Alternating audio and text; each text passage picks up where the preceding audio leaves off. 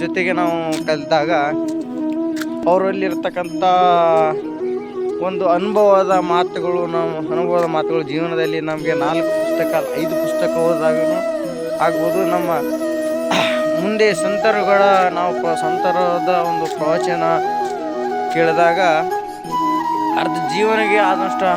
ಜೀವನಕ್ಕೆ ಆಗುವಷ್ಟು ನಮ್ಮ ಜ್ಞಾನ ಸಂಪತ್ತನ್ನು ಅವರು ಕೂಡ ಕಲಿತಾಗ ನಮಗೆ ಸಿಗುತ್ತೆ ಅಂತ ಹೇಳ್ತಿದ್ದೀನಿ. ಜೈ ಶ್ರೀರಾಮ್.